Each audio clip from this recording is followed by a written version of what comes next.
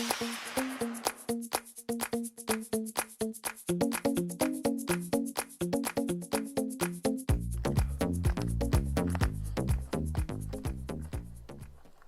everybody, Jamie here out in the mountains of Flagstaff, Arizona, and today I'm making a video to both talk about a new backup camera and install it. And so I'm going to take you all the way through from the unboxing to the finished installation so you can get an idea of the steps involved to install it. But first I want to talk a little bit about backup cameras. You know, I got a school bus a couple of years ago, and school buses didn't come with backup cameras back in the days that this one was built. I have a suspicion that they're putting them on them now, or they will. In fact, I think that in the future everybody's probably going to have backup cameras on their rigs from the factory because they're just so useful. In my case, I've got curtains on the inside of the bus, which I'll show you, and I'm pulling a trailer. So a backup camera makes a huge difference. I drove without one for a while. I now have one, and I've got another one here today to review. And what am I going to do with two backup cameras? Well, I'm going to show you, and it just shows you the versatility that these things have. So to start off with, this is a HaloView MC5111. Now you just go to the HaloView website or click the link in the notes, and they have different cameras for different things. The reason that I like this one, it's 720p. It has the ability to put an SD card in it and record things. So I just wanted to make a quick review of the features as they're stated here. You've got quickly and securely mount the 5-inch LCD color monitor on the windshield using the suction cup. It's 720p. It provides an enhanced view of on-road, in-cabin events, day or night. The system has split modes, supports 4 cameras, 4-channel input, 3 kinds of split video display, and 4-in-1, 2-in-1, and full view. The rear view camera captures an important visual evidence of accidents or events from your vehicle. Now, because this has a recording device, you can capture whatever's going on, and I think that that's an extra feature that I really like, in addition to the reasons that I'm going to be putting mine where I do.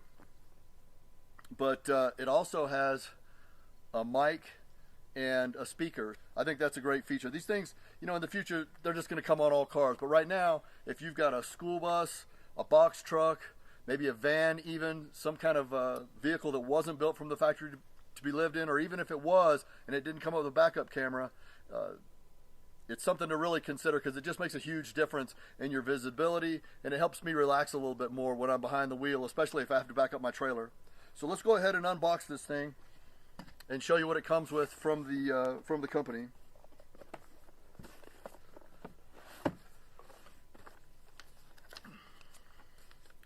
Got your user manual. I haven't done a dry run on installing this thing, so it's all going to be new to me. Your 5-inch display. One of the nice things about the size of this display is if you use it, the suction cup, to put it on your windshield, it's not going to be a lot of weight. And we know those windshields get hot, and over time, sometimes the stuff I'm carrying wants to fall down. But this is very lightweight. It's got a visor to protect from glare while you're driving. Wiring, I bet you this goes to the camera and this goes to the, or this goes to the monitor and this goes to the camera, but I don't know. I'm just opening it up and seeing it for the first time just like you guys. Now let's take a look at this camera. The first thing I notice about it, it is highly water resistant. They gave it a water resistant rating online if you want to go check out what that means. But it comes with an antenna input. You've got your wiring input because this needs to have 12-volt power at all times to run, and it's heavy duty. You can tell that this isn't something that's cheaply made, that you know, maybe has its time limited right from the beginning. You know, you can get these things for super cheap, but you get what you pay for, and this thing is substantial. Now it comes with a few mounts. Let's talk about that. You've got your mount for the display, your window mount, and then this has a bracket built into it, but also comes with a license plate bracket if you want to mount it right above your license plate. Now the reasons you might want to mount it on the back of your license plate is to help you line up the ball when you're attaching a trailer. Me personally, once the trailer's hooked up to it, you're just seeing that the trailer's still there. Even with a video angle of 120 degrees, me personally, I don't want to just see my trailer right there. I want to have a shot of kind of overviewing what's going on and also seeing behind a little bit. And so if I didn't already have a backup camera, I would mount this right at the very top of the back of the bus. But since I do have a backup camera doing that, I have a big problem seeing to my right when I'm driving. In fact, when I was coming back from Mexico, I drove down this road that was a really steep hill. It didn't even really seem suited for my bus, but it was the way the GPS was taking me. And there was a road coming from an angle a little bit. It wasn't a straight right. It was kind of from an angle. And there's no way I could see cars coming or traffic to be able to get out. I could see my way, but to the right I couldn't see at all. And so I had to have Jessica go down the stairs, stand at the glass, and watch for me. If Jessica hadn't been there, I was on a hill. I couldn't turn around. I would have been in a really tough spot. So she saved it. But I can't always count on having somebody in the bus. I mean, when we travel, she drives her van. We were just in Mexico. And if you don't have somebody that can, be a second pair of eyes for you, here's your second pair of eyes. And so what I'm going to do with this one is I'm going to mount it on the side of the bus to be able to see in those situations. 120 degree angle. You can tilt it up and down and position it towards just right. And that'll really alleviate some of my visibility problems and kind of lower my blood pressure in the process when I'm driving in those situations. This thing is a commercial bus, and so I feel like I'm driving a big commercial truck, and anything that I can do to make driving a little more pleasant and stay safe, I'm going to do it. So with that, let's go take a look at where I would mount this on the back of my bus, and then we'll get into the nuts and bolts of the installation. And I'm going to just go ahead and install this thing the whole way through, and you'll be able to see the display and see how it comes out. So let's get started. We've got the sun not really working with us here. It's kind of in our face, but let me see. Instructions. It comes with 2 antennas, and they're both the same. Let me just do this for right now. So much better. They're both the same. According to the instructions, we want to put this fitting on here nice and snug and have it pointing up. And we want to get it as close to the top of the vehicle as possible so the antenna is getting over the vehicle. Now you'll get 984 feet, 986 feet, something like just short of 1,000 distance on this, but you want to put everything in your favor. So you want that antenna up over the roof if you can get it that way, and you're not mounting it on the license plate. There's also an attachment cord that you can put on this to swing around the side of your rig and put the antenna on the side of the rig if you want to go that route too. But with over almost 1,000 feet in transmission distance on these antennas, it brings up a couple of important things. That means that since it's wireless, you can put it on a camper, you can put it on a fifth wheel, and if the vehicle, the RV that you bought comes with the Furrion brackets already in place, then the wiring's already there. So that's something to consider also. But in my case, the wiring's not already in place, the mounting bracket's not already in place, so I'm going to be showing you how to do that. But on this rig here, we would just put it at the top of the vehicle. If you wanted to, you could certainly, if you're pulling a tow vehicle and you want to mount it on that, you can put it on the license plate. Nice and easy. You just got to get 12 volt juice to this camera, and I'm going to show you how I'm going to do it in my case. So with that, let's just go ahead and get started on the install. Since I've got this horrible blind spot on the right side of the bus, I'm going to mount the camera. Do I want to put it on this side? Seems like it'd be better, but then I'd have to run wires across the inside to get to my power source. But I think it would probably be better. One of the things I'm considering too is sometimes I'm driving in trees that are coming at me. When I was in Washington last year, there's a lot of overgrown forest roads that make for great camping, but you're going to be picking up some brush on your vehicle. I don't mind. I think it comes with the territory, but I don't want to mess up the camera. What I can do, if I was going to mount it like this, I can just swing it around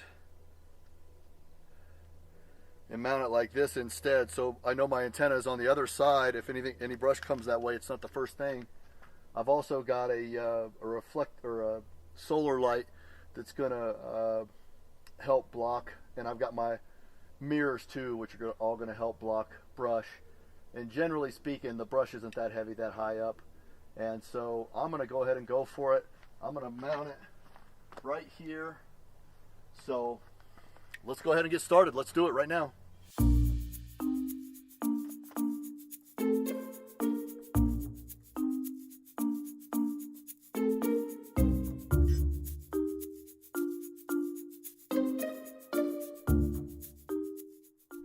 All I need to make sure that I make a good solid hole in the right place is a drill bit long enough to get through all this metal here.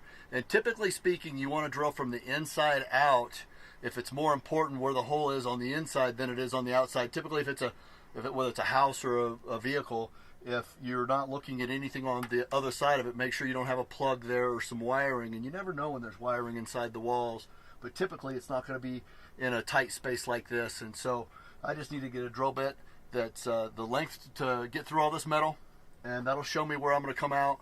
And then I'll make sure that whatever's coming in has a big enough diameter hole that I can pass that through. Then I'll use an all-weather caulking on the outside, and that'll be the camera installation right there. I may want to tweak some things when I see the monitor.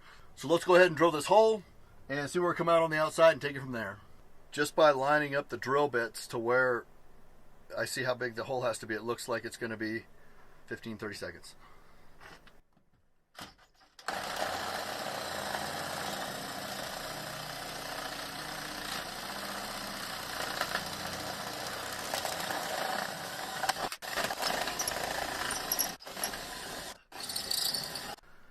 These buses are built like tanks. I doubt you're going to have to go through that, but here we go. Let's take a look. It helps to have a sharp bit. In this case I did. And we can see we are through. And that tells us where we're going to mount the camera. That way we can get it as close to this and make it look clean. Okay, I got a grommet on the outside. I got a grommet on the inside. And even though the inside one isn't going to win any points for beauty, I'm still protecting the wire from the metal from when I made the cut. So I want to go ahead and leave it there, and we'll caulk it and stuff anyway. But with that, I think we're ready to go ahead and mount this thing. And I'm thinking this is called a drip loop when you bring the wire down. So we want to kind of come down. Idea being when water rolls down, it's raining, it's going to take water away from the hole rather than in the hole, even though we're going to seal it. So I'm thinking that this is going to be our position.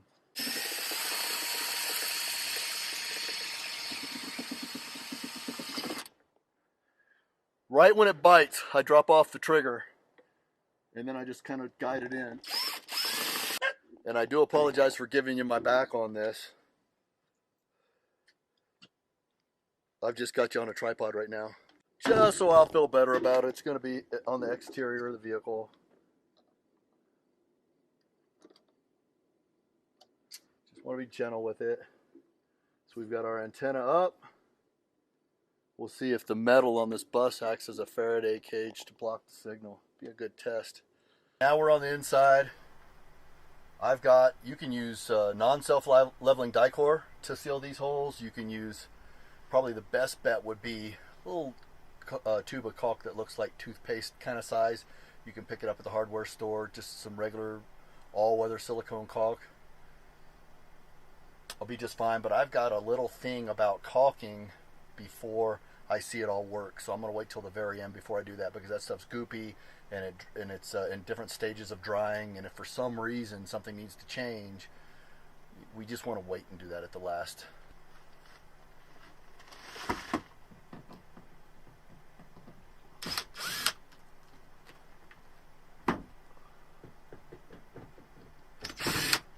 We have our connection to the camera, and then we have just some light,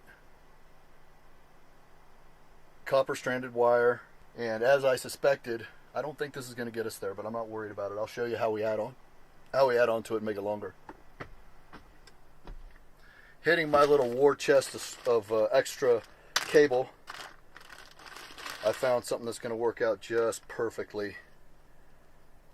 This is, and what I want to do is I want to see if they gave me a red and a black wire, because that's typically what you do with 12-volt systems. And then I want to match my red and black wire up to that, so when I come out on the other side, I know which is which and I can wire it the right way accordingly. They sure did. So I've got red and black. Red is your positive, black is your negative. Let's go ahead and get this thing wired up.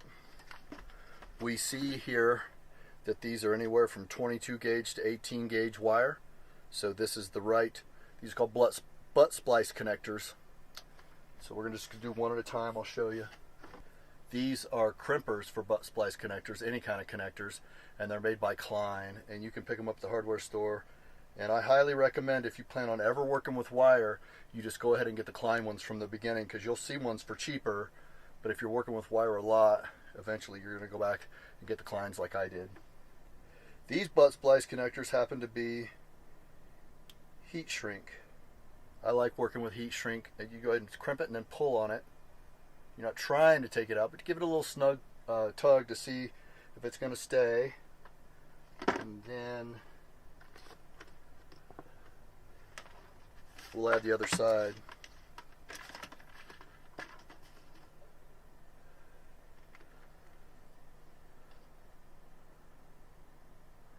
What is going on here? All right, on this wire, just a little anecdotal information. It's marked red up here, but I don't know if when I cut it on the other side and strip it back, if it's going to be a red wire. What if they're both black wires? Typically, the negative will have a little rough edge on it, and you're not going to be able to see it on the camera, but it's got a little rough edge, and the positive is completely smooth. So I'm going to go by that when I get down here to know to get it right. And there you go. It's nice and sealed. This black one could take a little bit more. Especially if you're working with batteries and exterior, you want to use the heat shrink, but this is just all I buy anymore. And there you go. Now I have a solid connection that I'm not going to have to worry about, because I used good butt splice connectors and I used the good Klein crimpers. We now have enough length to get over to the fuse block, so let's go ahead and run it.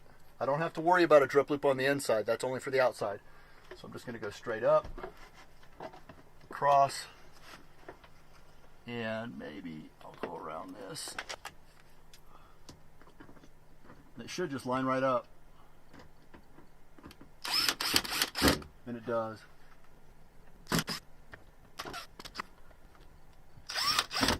Now what I can do here is I've got a little bit of a loose wire here, kind of unfinished looking, and over here it's just hanging. So what I'll do is I'll bring it in tight. I could zip tie it to the existing wire, and I'll use some wire clips. So I'll go grab those now, show you. Here are your little wire clips. You can get them at the hardware store, you can get them online, you can get them on Amazon. They're also called Rokas, but I believe wire clips will get you there when you're looking for them online. Let's go ahead and put a couple in. We're going to need some little self-tapping screws.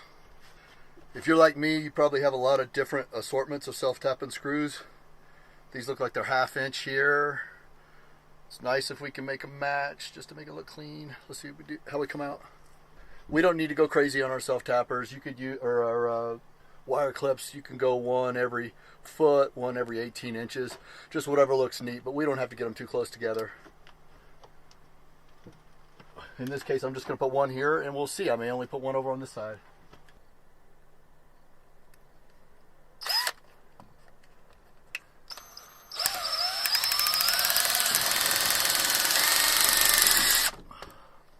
Just like that, and we're not pulling it tight. We'll come back and put a little caulking in here. Not much to it. All right, coming over here. Let's go down. I say zip tie, zip tie. Maybe we could back that off and use that screw right there.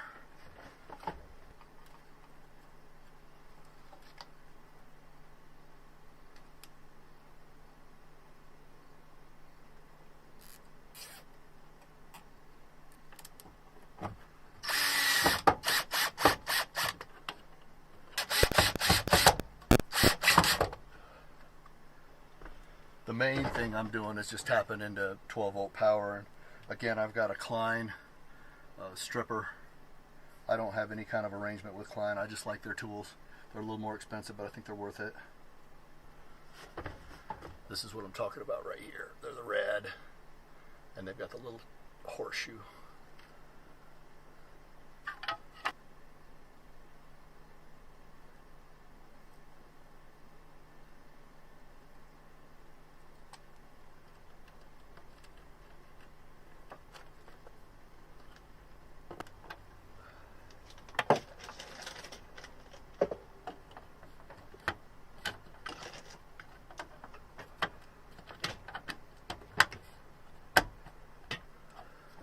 So there you have it. We've got the camera installed with power going to it, and we're ready to go ahead and start on the monitor. The monitor is going to be crazy easy. The only thing we need to do is kind of set the time and date on it, so that's accurate if you ever need to know that for a reference.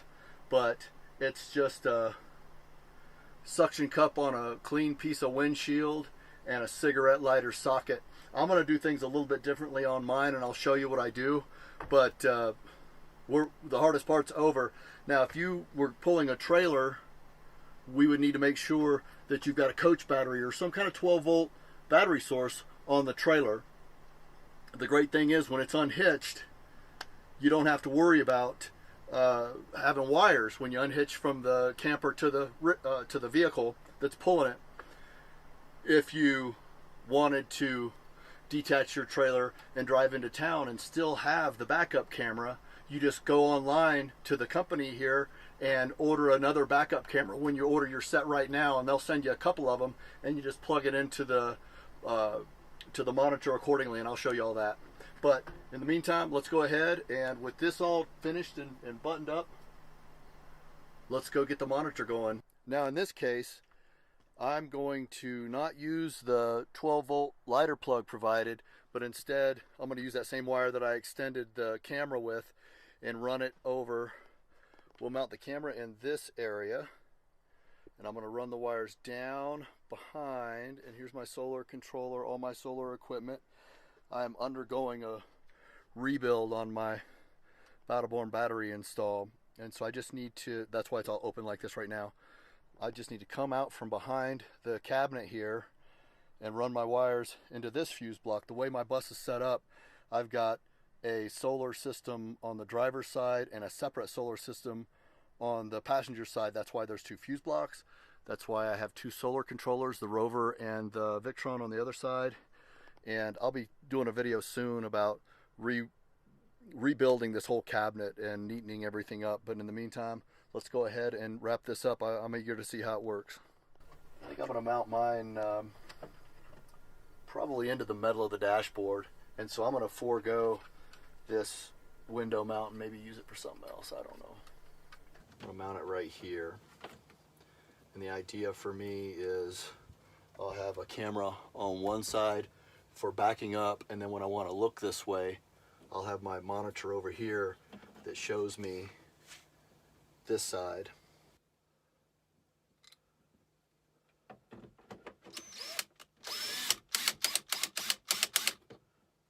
Not super snug, but we'll get it there.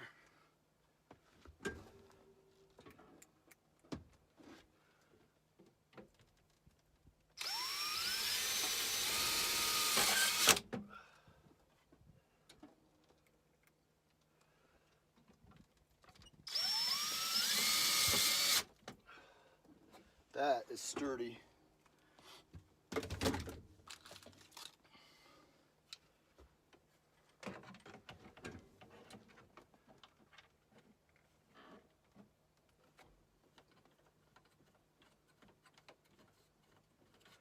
Really, if I wasn't going to rewire it the way that I want to do for my own personal preferences over to the fuse block, we're basically done. We put the antenna on and plug it into the cigarette lighter, and away you go. We'll see about this antenna. In the instructions that say to keep it up, it doesn't look too bad. The thing about driving this bus is right when you get it and you're learning, it's got all these mirrors everywhere. And if you don't lean out and look at intersections, it's hard to tell if it's a car in the mirror or if it's a car right in front of you. So I'm used to dealing with that kind of stuff. But here, we just plug the wire from the monitor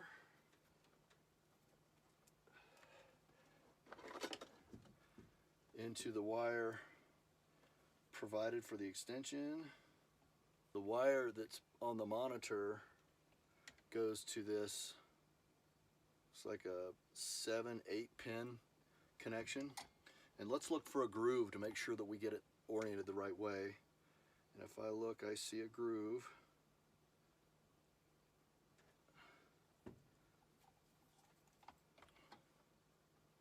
Now we connect it to the cigarette lighter.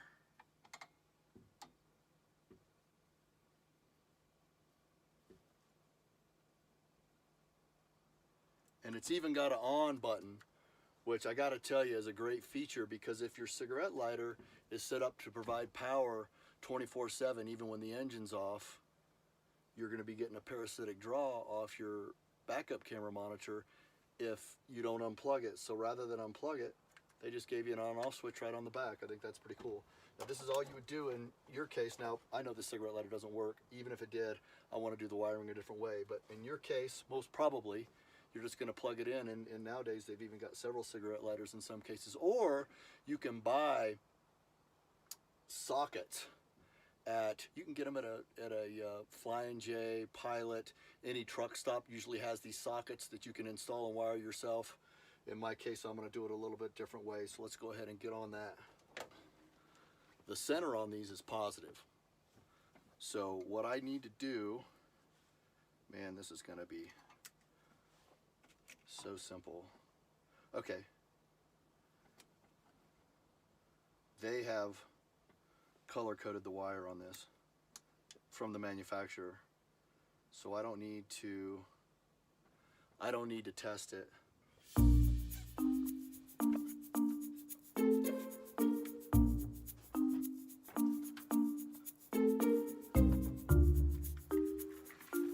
This is some just plastic wire conduit. Okay, let's take a look at what we have. We should have power to both now. It looks like we have a red light. Let's power it up. Take our protective coating off. And we are looking right into the sun, getting some sun flares. Let's go into the menu and we'll put a card in, so we'll be able to have this, whatever it's viewing, recorded. It takes up to a 128 gig card. And let's set the time and date.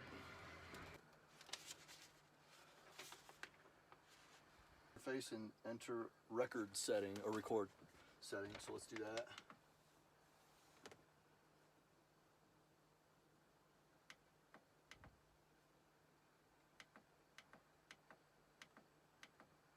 Record, select. Oh, okay.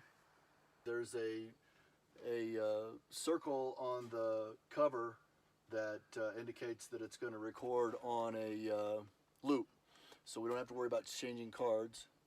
Am I talking outside right now? Would you mind go listening and see if you can hear me outside on the... We can hear Jessica speaking outside, but she can't hear us inside.